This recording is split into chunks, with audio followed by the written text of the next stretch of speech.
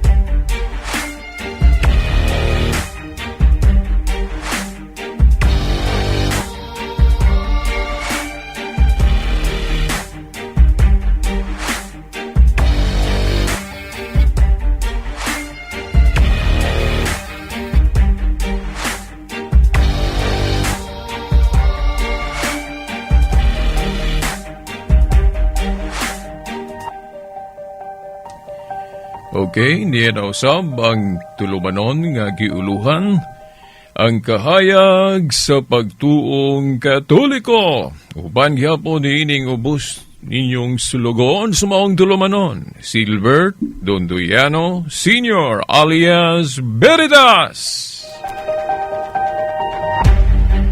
Okay, Sighiyap mo ang atong makauban din sa istasyon, ang atong mga kasama sa technical side, si kasamang Dani Luod, ug usab si kasamang Tax Ilumba. Maayong adlaw sa Ginoo kanatong tanan. Okay, pizza 2 sa bulan sa Disyembre, tuig 2018. Okay, niining higayon na karoon sa tulumanon, sa laing segment sa tulumanon kahayag sa pagtuong Katoliko. Doon na tayo pagtubagon nga usak ka pagutana, diin actually ato ning gitubag sa social media, no, sa Facebook. Niya buot po natong dadon diri sa atong tulumanon. Ang pangutana nagkanayon, ngano man kuno nga ang pagtuong Katoliko o kitang mga Katoliko kung mag-ampo ta, doon na may kanang makita ba nga butang o simbolo nga sumala kuno sa Biblia, kung magsimba sa Dios diha sa Espiritu, kay ang Dios Espiritu man.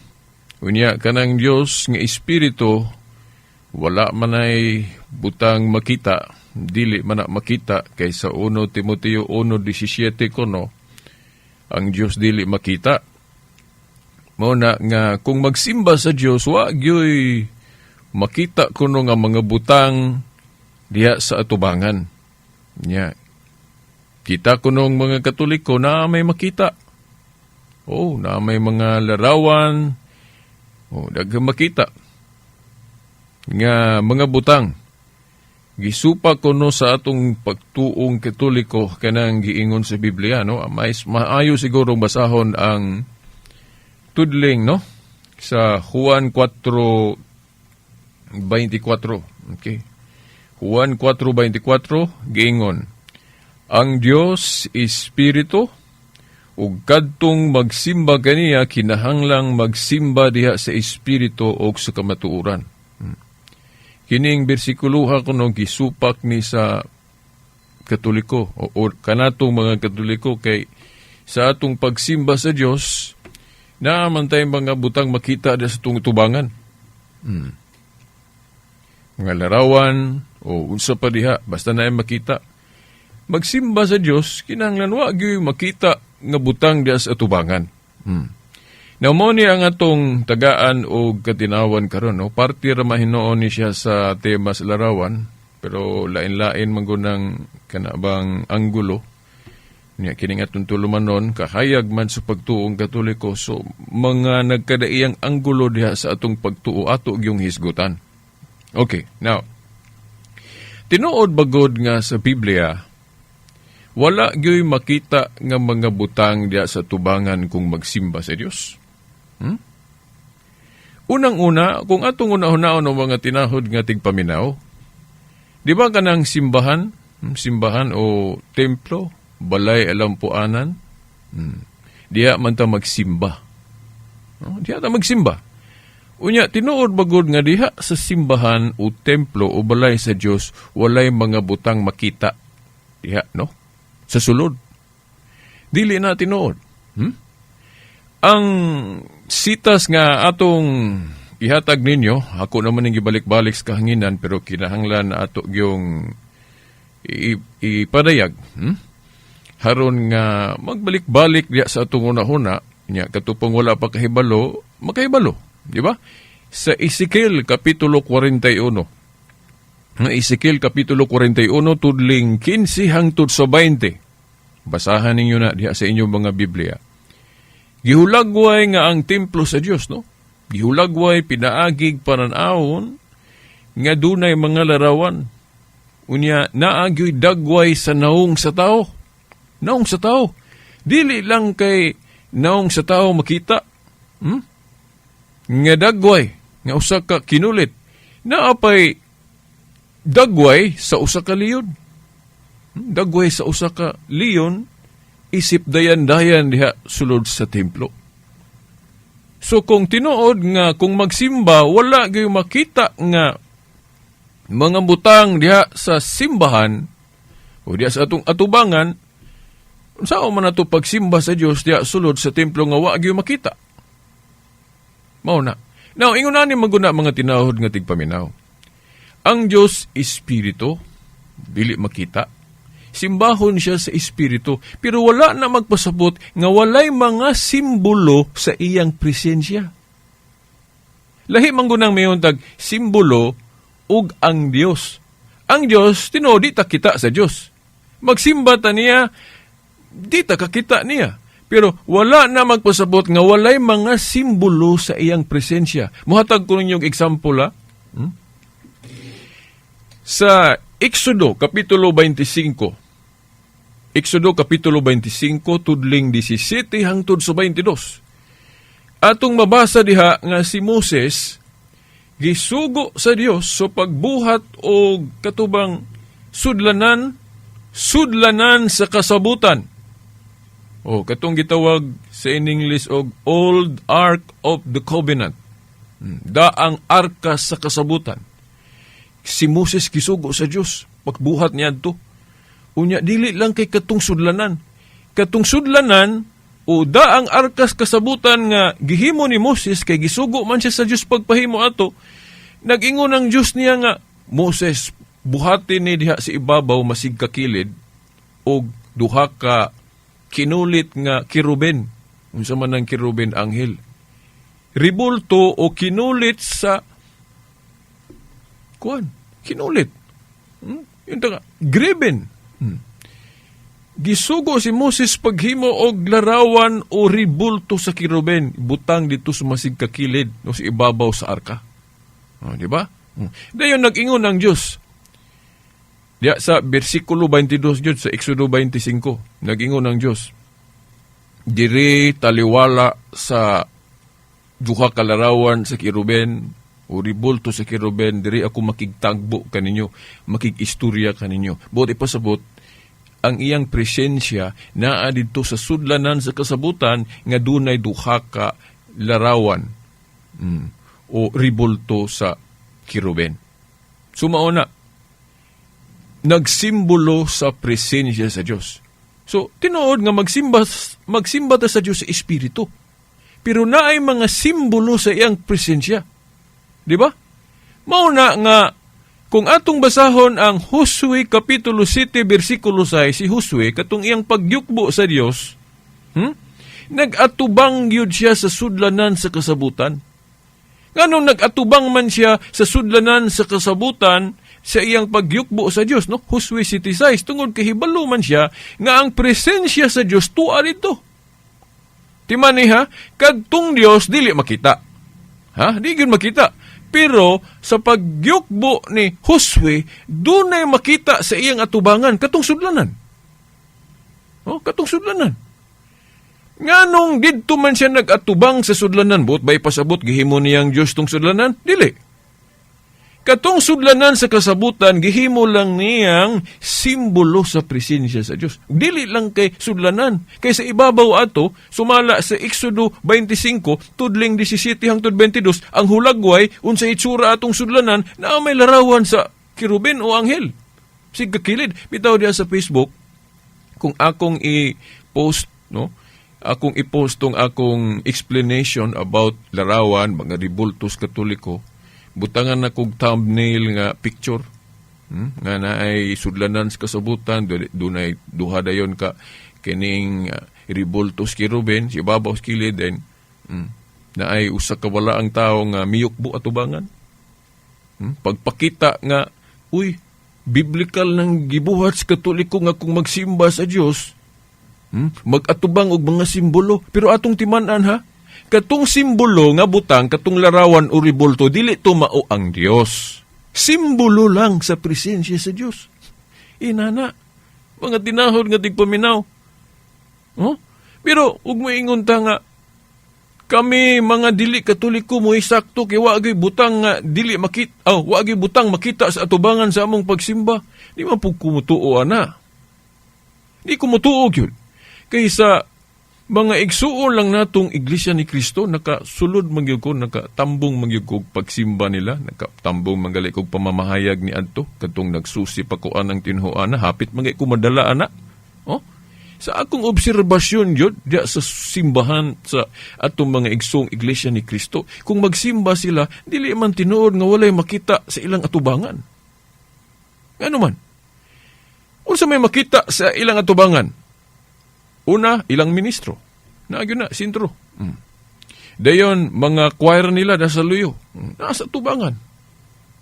Dayon, ang pinakasintro gyud sa kanang simbahan sa Iglesia ni Kristo, akong nakita diya, ang atua sa Katoliko, ang sintro na to, cross man, di ba? Nigsulod na ay makita din cross diya sa tubangan, sa taas. Di ba?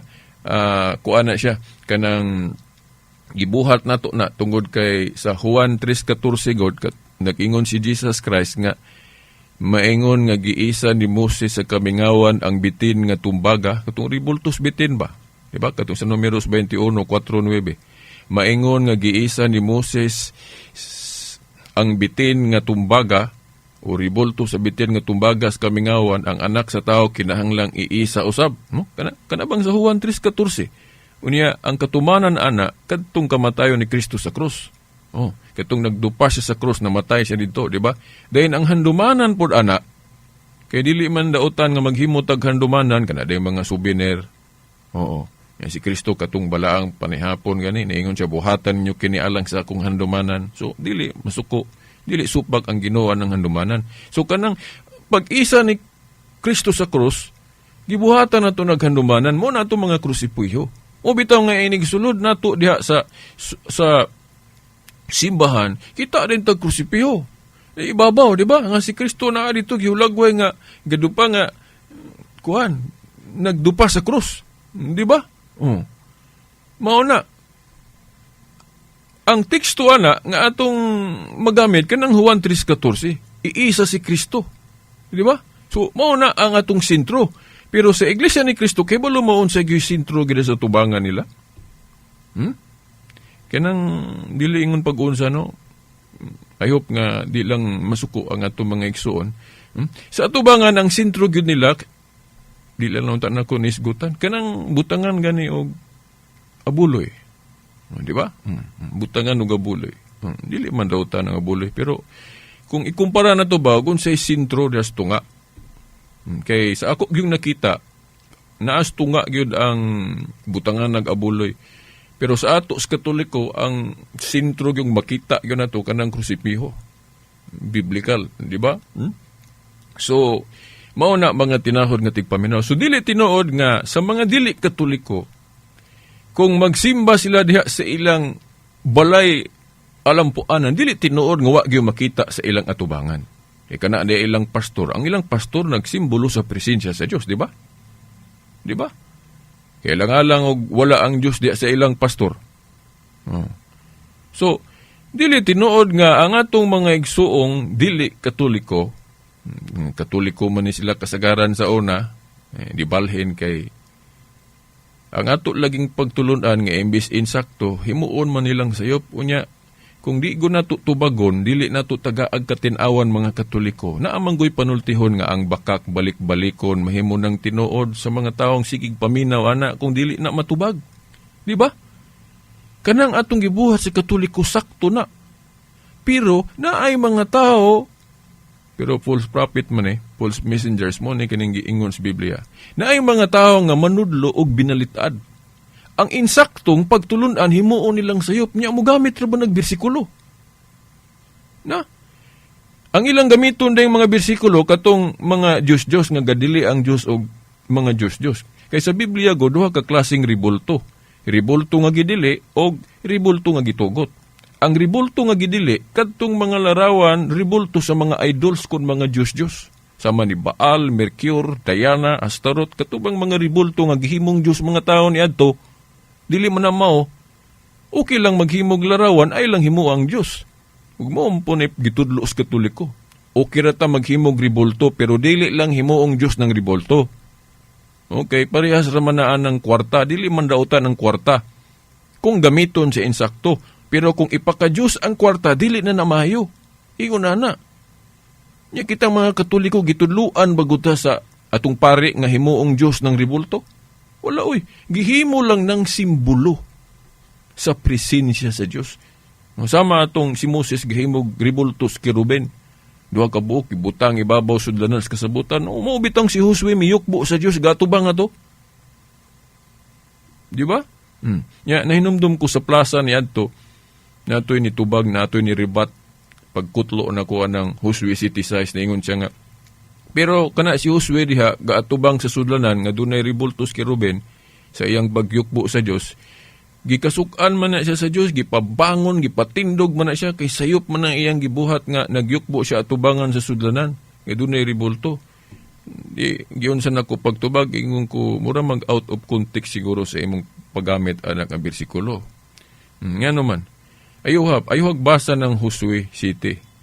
Ug unsay hinungdan nganong nasuko ang Dios ni Josue niadtong higayon na. No? Dili katong iyang pagrespect, dili agi atong pagyukbo ni atubangan sa sudlanan sa kasabutan. Kay kinaiya gyud to, nabatasan na gyud sa mga Israelitas o katawhan sa Dios ni adto nga kung magyukbo sila sa Dios, magatubang sila mga simbolo. Nagali na Salmo 74:1-9 nga ang templo sa Dios gihulagway nga naay mga balaang simbolo. Basahan ninyo Salmo 74:1-9. Ang templo sa Dios naay mga balaang simbolo. Di ba? Nga giguba kunos mga kaaway, gidugmok. Now, sa Biblia naay mabasa nga ang Dios nagsugo sa iyang katawhan nga dugmokon tong mga ribulto sa mga Diyos-Diyos. Ang dugmokon kadtong mga Diyos-Diyos, pero kanang mga balaang simbolo, dili na angay dugmokon na to. Di ba? Dili na angay dugmokon. Pero sa bagod anang, hinumdum ko anang sa munisipyo, nga ang mayor, kita og picture ba sa iyang kaatbang, kaaway sa politika. Suko siya. Kay dili to angay ibutang dito, kay kalaban ko to niya. Pero sa iyang opisina gyud di siya masuko nga ibutang tong iyang hulagway dito, iyang picture. Inana. Kasabot mo sa kong gimin? Ingon na pod, dugmokon ang ipaguba sa Dios nga mga larawan kadtong mga idolos kadtong gikumpetensya niya. Pero kanang mga larawan nga ang gitumong kauban niya, suko bagod ang Diyos ana. Nya kitang mga Katoliko kanang mga ribulto atong gipanghimo, mga kaaway na sa Dios. Kanang mga santos man na. Tanawa ra gud mo. Suko ang Diyos ana. Malipay ang Dios kay ang larawan nga atong gibutang, ang gitumong, ang gilarawanan, nalipay siya. Di ba? Mao na nga, ang atong pagtulunan nga insakto, himuon nilang sayop, natuman ng sa Isaiah 5:20, nga moabot ang panahon na ay mga tao nga ilang balihon ba? Ang puti himong itom, ang itom himong puti, ang insakto himoong sayop, ang sayop himong insakto. Di ba? Mao na. Kato si Josue, katong gikasukan sa Dios ni atong higayuna, kanang sa Josue City, kay nagbagulbol manggod siya sa iyang pagyukbo sa Dios. Nagbagulbol siya kay nganong gisilutan tong mga tao. Kay ang Diyos God ni adto iya dang ipakita nga musilot din siya ni adtong mga naglapas sa iyang sugo. Murabag naguol si Josue ba? Nganong gisilutan sa Diyos tong mga tao? Motong gabagulbol siya. Moto hinungdan nga gipatindog siya sa Diyos tungod kay nagbagulbol siya. Nagbagulbol siya sa Diyos. Dili tungod kay nagyukbo, nagtahod siya ni atong sudlanan sa kasabutan. No. So may dautan na ng pagtahod. Ya kanang atong pagyukbo-yukbo, pagtahod man na, pagbinirate, dili tanang pagyukbo, pagpakadiyos, pagkatinahod nga tigpaminaw. Si Elias lang, si Elijah. Si Elijah sa ikaduhang hari. 2 Kings chapter 1 verse 13. 2 Kings chapter 1 verse 13. Si Elijah giyukbuan. Gitahod. Mo gali na ipruiba nga dili tanang pagyukbo, pag-idolize o pagpakadiyos, kinay pagtahod lang o veneration.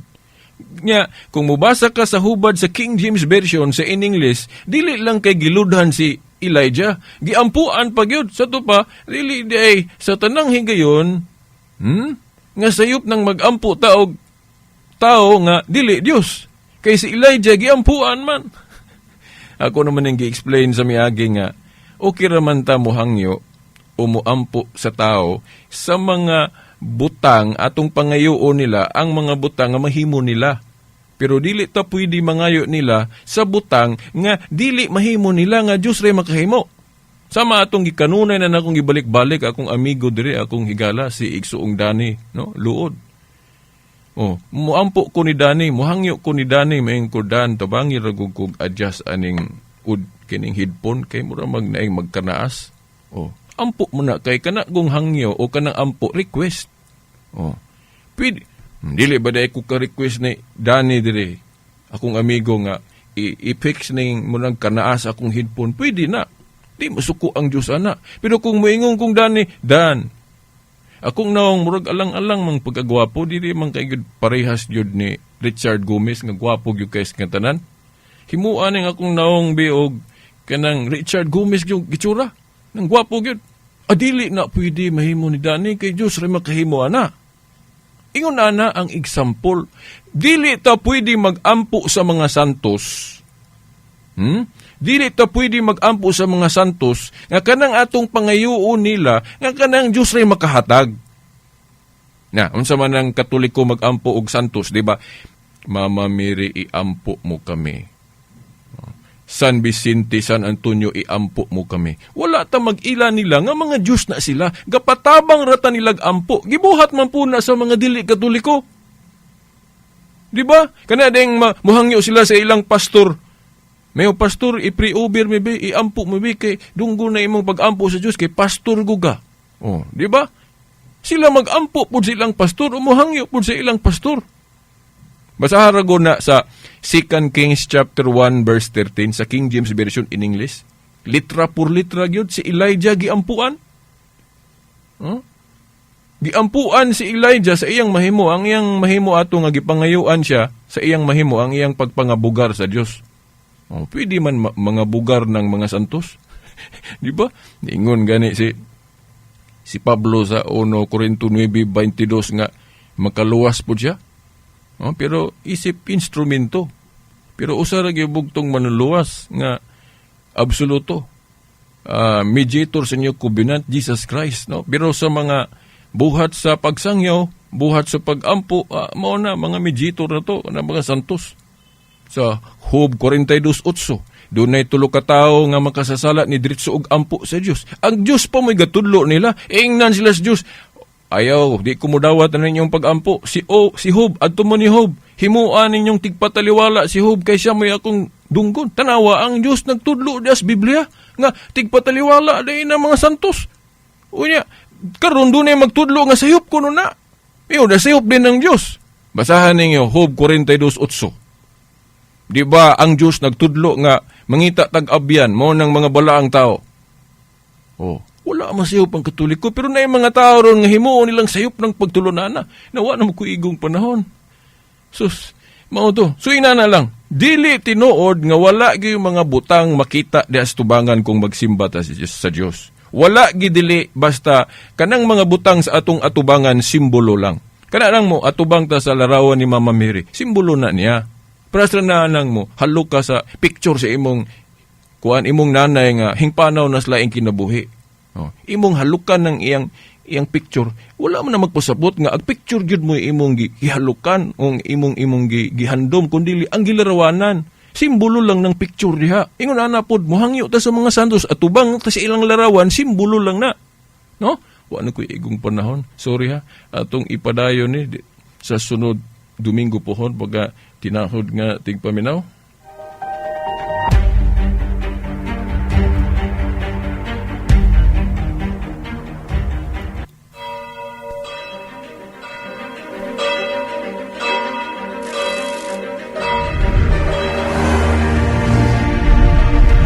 Okay.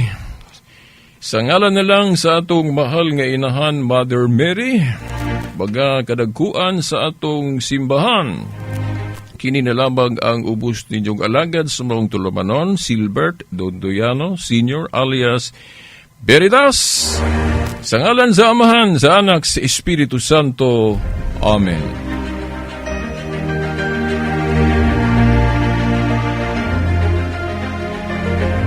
DXDR Tatak RMN